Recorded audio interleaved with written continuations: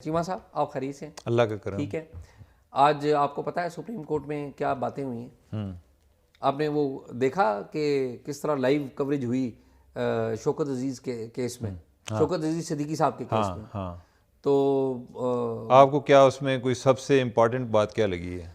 मुझे सबसे इम्पॉर्टेंट बात उसमें ये लगी है कि चीफ जस्टिस काजी फ़ायज़ ईसा साहब जो है वो आज उनकी जो हालत है वो मैं समझता हूँ कि वो क्रिटिसिज्म के निशाने पर है। वो जो उनकी पेंशन के वाले से नहीं, पेंशन के वाले से भी, और जो बार बार जो बातें हुई चीफ जस्टिस जो है काजी फ़ायज़ ईसा, क्योंकि ये लाइव कवरेज हो रही होती है, उसमें सारे बंदे एक्सपोज हो जाते हैं। अगर आप किसी को सेव करेंगे तो तब भी एक्सपोज होंगे, किसी की तरफ खास जाना चाहेंगे तो तब भी एक्सपोज होंगे।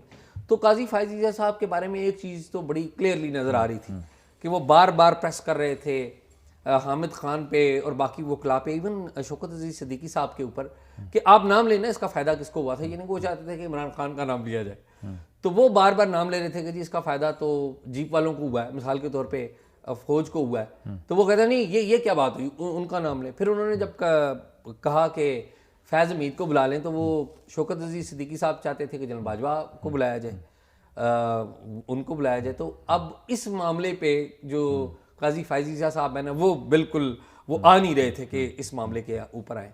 खैर काजी फ़ायज़ ईसा साहब ने नोटिस दे दिया है जनरल फैज़ हमीद साहब को, वो और उनके साथ उस वक्त के जो सेक्टर कमांडर थे इस्लामाबाद, जनरल बाजवा को नहीं नोटिस दिया? नहीं, जनरल बाजवा को नोटिस दे दिया।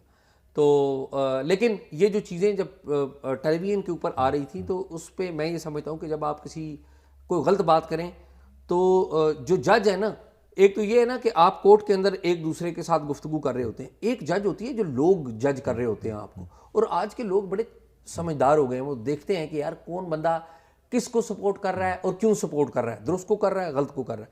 तो काजी साहब जो है आज बड़े, जिसे कहना कि तनकीद, मुझे लगता है कि वो तनकीद के निशाने पे रहेंगे आने वाले चंद दिनों में भी, क्योंकि काजी फ़ायज़ ईसा साहब जो है, मेरा ये ख्याल है कि वो अपनी जो इंसाफ की कुर्सी है उस पर तो ज़रा बैठे हुए हैं, लेकिन बाज़ जगहों पर थोड़ी सी वो कोई लाइन भी क्रॉस कर जाते हैं। मिसाल के तौर पे उन्होंने आज कह दिया जस्टिस शौकत अजीज़ सिद्दीकी साहब को कि आप तो पेंशन लेने के लिए ये कर रहे हैं। हालांकि शौकत अजीज़ सिद्दीकी साहब पेंशन लेने के लिए नहीं कर रहे हैं, वो अपनी इज़्ज़त बहाल करना चाहते हैं। उन्होंने उस वक्त मुश्किल तरीन वक्त में जाके तकरीर की थी पिंडी बार में, जब कोई जनरल फैज़ हमीद का, आर्मी का, इस्टेब्लिशमेंट का नाम नहीं लेता था, और उन्होंने पिंडी बार में कहा जाके कि ये जो बेंच हैं ये फ़ौज और आईएसआई जो है वो तश्कील देती है इस्लामाबाद हाई कोर्ट के वाले से, और उसके ऊपर इनको जो इनके साथी जजेस थे उस वक्त के, ये खोसा,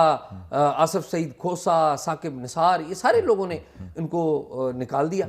और अब वो जो साहब हैं शौकत अजीज़ सिद्दीकी साहब, वो इंसाफ लेने के लिए उस वक्त से धक्के खा रहे हैं। मीनवाइल उनकी रिटायरमेंट भी हो गई है।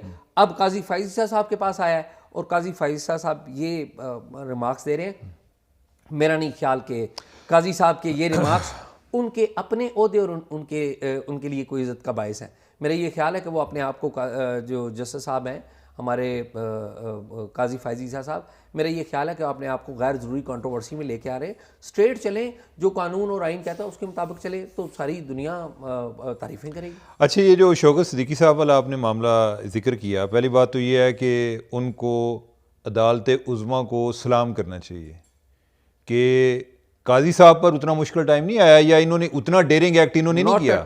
ठीक है, काजी साहब जो हैं वो तो जनरल फैज़ की वजह से ज़्यादा ज़रा एक मशहूर हो गए ना जी, कि भाई उनके पीछे पड़ गए हैं सारे। लेकिन जो काम शौकत सिद्दीकी साहब ने किया है वो तो एक खुद के शमला था। ठीक है, और इस टाइम पर कि जब उस टाइम की जो इस्टेब्लिशमेंट है वो अपने पीक पर थी। बिल्कुल ठीक है, और हर चीज़, कोई बंदा उनके सामने बोलने को तैयार नहीं था। और उस टाइम पर ना सिर्फ एक के उनके घर में आए हैं तो उनको ना करना, वो ना करना भी कोई आसान काम नहीं था। वो ना सिर्फ कि वो ना की, उन्होंने बाद में जाके पब्लिकली ये बताया कि ये मेरे साथ ये कर रहे हैं या मुझे ये कह रहे थे, और इसके बावजूद इनके लिए बायस शर्म था ये जो जस्टिस साकिब निसार ग्रुप है कि इन्होंने इस तरह की कोई एक तकनीकी मसाइल कि आपको उधर बात करने की बजाय इधर करनी चाहिए थी, आपने पहले कौन से नोटिस लिए हुए हैं। ठीक है, तो जस्टिस शौकत सिद्दीकी जो है वो हीरो हैं इस हवाले से। उनका एक बहुत डेयरिंग स्टेप था, इस तरह का काजी फायदी साहब भी नहीं ले सके।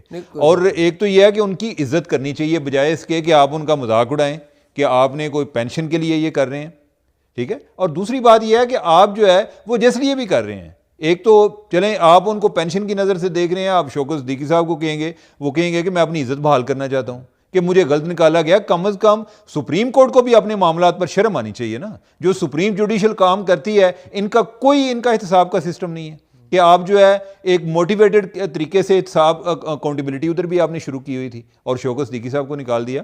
तो मेरा ख्याल है कि ये जो काजी साहब है ना, आई डोंट नो कि जो लोग चीफ जस्टिस बनते हैं, मैं कम देखे हैं जो चीफ जस्टिस बन के ना उनका ज़रा कोई कम बोलते हैं।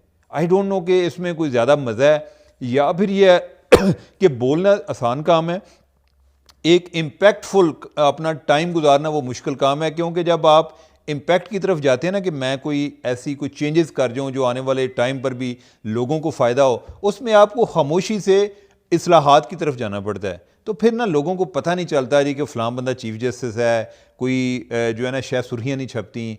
तो ये तरीका, ये प्रैक्टिस जो है इसको रोकना चाहिए। आप अपने नाम के साथ ऑनरेबल लगवाते हैं तो आपको ऑनर का एक तरीका आना चाहिए कि किस तरह इज्जत करानी है, ठीक है।